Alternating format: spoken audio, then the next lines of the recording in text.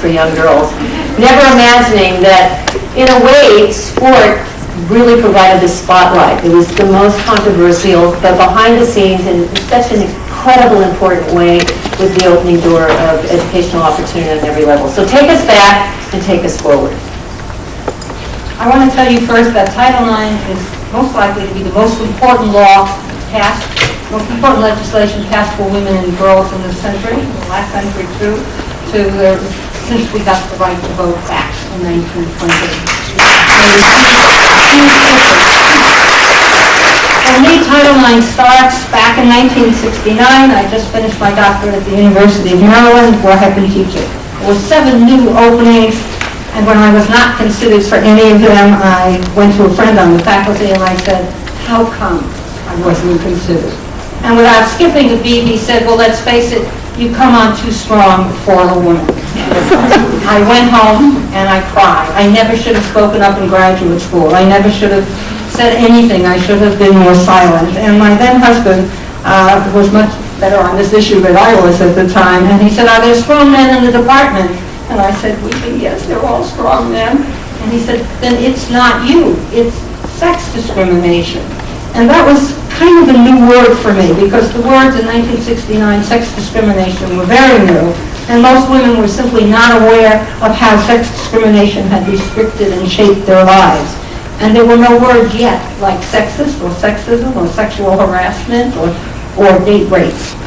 I was stunned to discover that all of the laws that dealt with discrimination at that time, none prohibited sex discrimination against women and girls in education, whether they were teachers, faculty, staff, administrators, or students.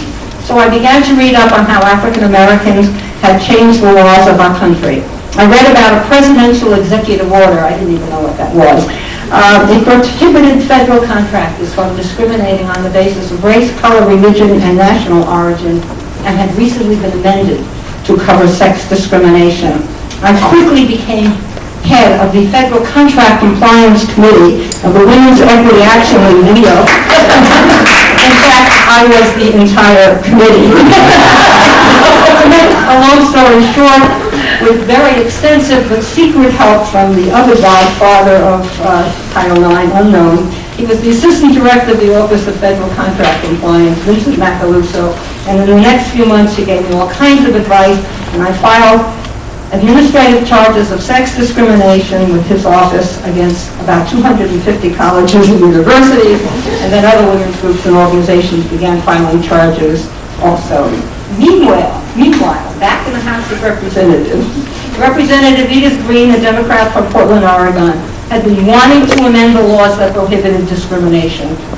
My charges against universities and colleges and those that others made provided her with the constituency and the data that she needed so that she could finally introduce what eventually became Title IX. She held hearings in June 1970, and later Senator Birch Barr led the troops in the Senate, and the rest is history.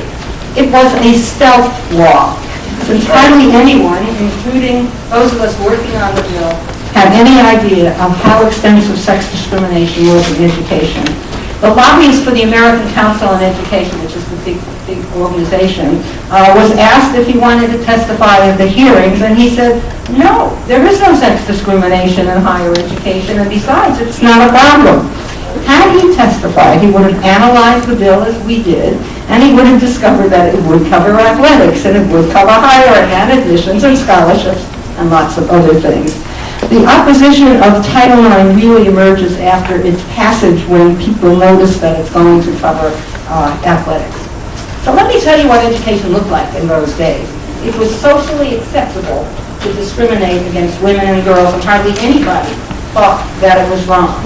I want to tell you that in one period in the 1960s, for example, there were 21,000 women applicants.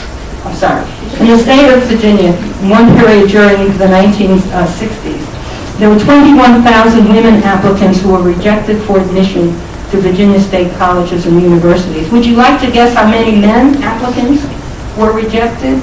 He's got it. 0. Not one single man was rejected, and I often wondered what happened to those 25,000 women who probably did not go to college. My application to college, like that of many colleges, stated that women needed higher grades and higher test scores for admission. The percentage of women faculty in 1969 was lower than the percentage of faculty in 1929.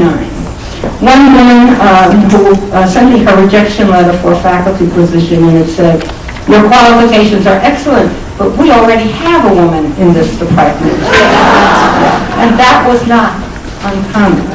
One woman, an assistant professor, I have to tell you, salary discrimination was rampant, and one woman who was an assistant professor who had received no promotions, no raises, because her husband taught in the department, she did not even have an office until she was awarded the Nobel Prize.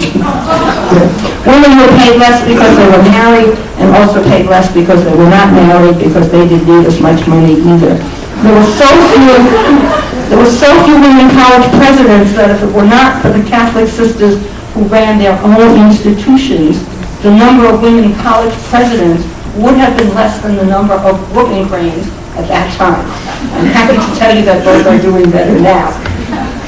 Some examples from sports. University of Michigan had a $1 million budget for men's varsity sports, but zero funding for women's varsity sports. So the women athletes had to sell apples on Saturday football games in order to pay part of the cost for their uniforms, their equipment, and for travel. There were virtually no women's athletic scholarships except at a few historically black colleges. At the University of Minnesota, for example, there was no budget for women gymnasts to pay for athletic tape to wrap their wrists, and so the men gymnasts were really very nice, would give their used, sweaty, grungy tape to the women athletes, and they would have to wash it out. In another institution, when one athletic director refused to give ice to a female athlete with a sprained ankle, he simply told her, "Put your foot in the toilet and keep flushing it." And this is an example of the kind of equality we didn't have in colleges and in universities. In KK, discrimination was also rampant. If a science class was overcrowded, some of the girls would be forced to drop the class. Girls were openly, vigorously discouraged from having any vocational ambitions other than occupations such as teacher, librarian, secretary, and nurse. Boys would have career days, while at the same time girls had a fashion show. My own daughter wanted to take a course in auto mechanics and couldn't because the boys used bad language. They apparently had not talked to any teenage girls at the time. We are not finished yet. There is still much discrimination in education. Almost all high schools are non-compliant in terms of athletics and other issues as well. There's much to do because Title IX is more than any discrimination. It is part of a social revolution. A revolution we didn't know we were engaging in when we started. A revolution which will have as much impact as the Industrial Revolution because it is changing the social relationships between men and women, boys and girls into more equity. And I think this is one of the biggest achievements of Title IX. It was totally unexpected for many of us, but we are helping young men and young women not only respect each other, but also to be friends. I think of my two grandsons, both in college, and one granddaughter about to enter college. All three have had, and still have, genuine friendships with people of the other gender, relationships which are not sexual or romantic, but based on friendship. That would have been nearly impossible when I was a child for many students to do so. It was just something that was remarkably new, and I think it's one of the direct results of Title IX. We have taken only the very first steps of what is going to be a very long journey. And our schools, our campuses, our nation, and the world will never again be the same. Thank you.